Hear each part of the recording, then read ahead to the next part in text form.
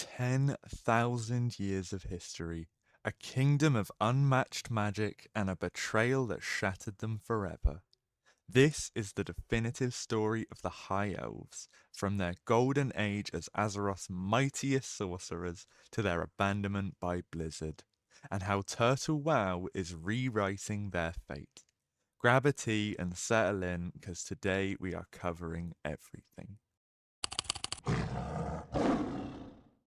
Let's go back, way back.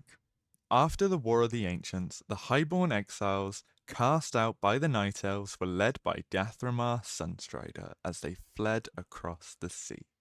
These weren't just any elves, they were elves still addicted to magic. They crossed oceans, sailing the sundered world, until they landed in Tirisfal. However, they were sent packing by an evil presence beneath the forest floor, cast out once again. Eventually, they founded Kel'Thalas at the northern peak of Eastern Kingdoms, though this was on an ancient troll city, angering the local troll nation. But we will touch on that and the troll wars in another video because I have a really cool plan for it in the future. Anyway, picture this.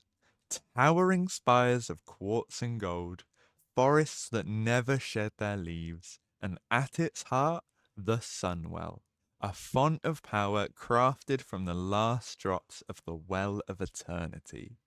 For millennia, it made the High Elves untouchable. They taught magic to humans, they shielded their lands with runestones, they even looked down on the Alliance in their elven elitism. Until the day Arthas came.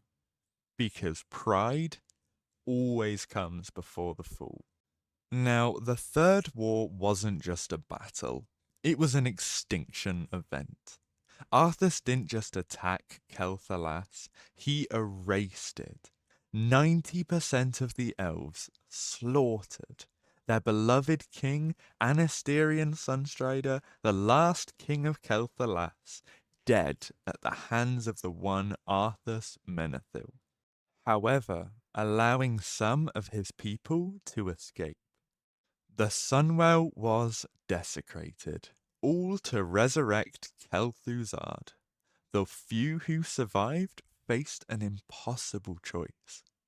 Some, like Kel'Thus, turned to fell magic and became Blood Elves. Others, like Varisa Windrunner, clung to the Alliance, forming the Silver Covenant. But Blizzard, they abandoned these survivors and left them with a few measly appearances amongst the lore. As we know, the Silver Covenant were the Alliance side to the neutral Kirin Tor of Dalaran, assisting in Wrath for us to kill the Lich King, providing a hub for Alliance players to rest after a long day of Scourge killing.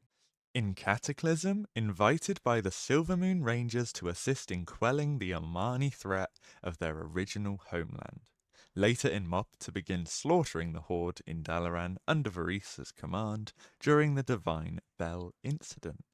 And finally pledging their allegiance to the Unseen Path, the Hunter class hall in Legion. Now they continue to provide the Alliance support in any expansion it's needed, remaining a solid ally to any cause they require. But this could have been so much more. And here's where it really gets juicy. In Vanilla's Alpha, High Elves were planned to be fully playable for the Alliance. We can even see the models in-game here, as they were still integrated, with many lodges dotting the Eastern Kingdoms and even High Elf necromancers that joined under the school of Sholomans. But then Blizzard scrapped it. Their reasoning, High Elves are playable biologically through the Blood Elves. Well, as are Night Elves with Trolls, but I still play both. Oh, and in Legion, they gave the Alliance players Void Elves, purple outcasts with a skewed, shallow lore. Meanwhile, real High Elf fans got nothing. But then a private server said what Blizzard wouldn't. Enter TurtleWoW, the fan project that did what Blizzard refused to. Here, High Elves are not just cosmetic, They are living lore. So, to begin your High Elf Alliance journey, you select a class and are greeted with a fully designed intro cinematic. A cinematic displaying the beautiful Thalassian highlands and their brand new home city, Alathalas. This noble High Elf mage begins in Bryn Thilion, though a few years ago the High Elves used to start in Loch Modan, in one of their hunting lodges nestled in the mountains, which of course tracks for the High Elves as when their city burned and their brethren turned to fell, in vanilla WoW you could find these isolated High Elves in the hunting lodges. Anyway, so you've arrived on a caravan, joining your uncorrupted allies in their beautiful sanctuary. And, as any hero destined for greatness, you begin by killing boars. But a really awesome perk of being a high elf is you get Kelderai Meditation, allowing you to recover 10% of your mana over 5 seconds. TurtleWoW has also outlined their allegiances very smoothly off the bat, introducing you to Blood Elf spies in the starting zone, the captain of this small camp being Valoran Brightstar. Now, TurtleWoW is not a completely alternate lore. These High Elves we play are those that did not follow Kelthus towards the Fell Path and built a home for themselves. The High Elf faction is named Silvermoon Revenant. Oh, the things Blizzard could have done. After handing in the quests at the starting area, you're then given a package sent from the Wildhammer Dwarven clan to assist in the influx of refugees reaching Alathalas, as well as the Blood Elf plans we uncovered to bring to Varisa. Now, here's where I just get absolutely captivated by the beautiful world building and the way that the High Elves have really been created here.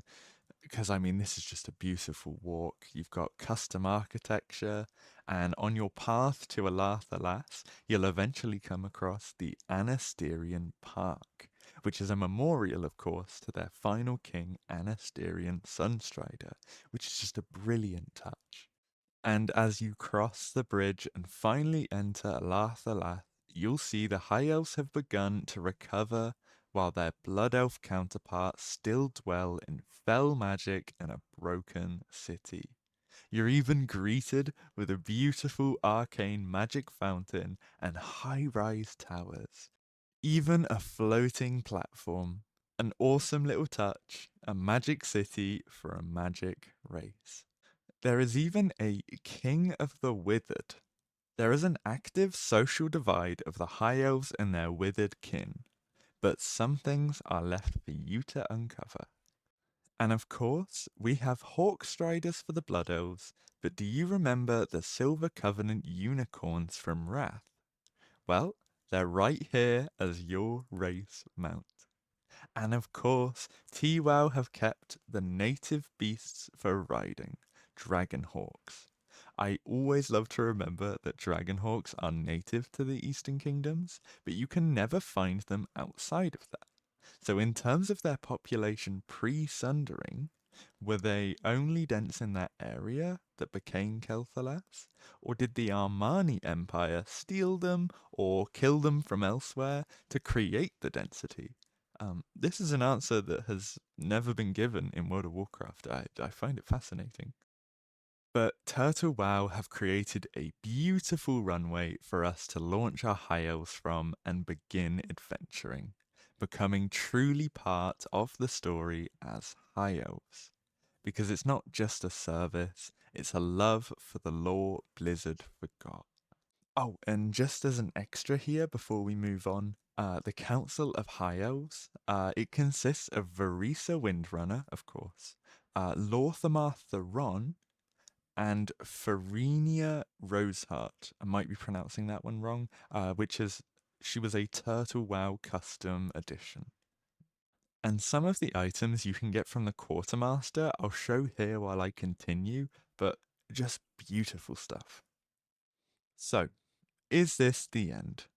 With the World Soul Saga rewriting Azeroth's fate, could High Elves finally return? Maybe as the Silver Covenant allied race, which would be fantastic, with Varisa leading. Reclaimed Kel'Thuzad, maybe a phased zone for the High Elf players. Or maybe they'll remain a what if. A reminder of the Azeroth that could have been. The High Elf story is beautiful because it's one that involves us. It is our story about loving something so much you'll rebuild it yourself when the world moves on. So, what do you think? Should Blizzard bring them back? Or has TurtleWoW already won? Please let me know in the comments. And if you want more deep dives into Lost WoW content, please do subscribe. We are growing every day. It is insane. We are at 120, or sorry, 820 subscribers. I mean, that is just phenomenal. Thank you so much for watching. Please have a lovely day.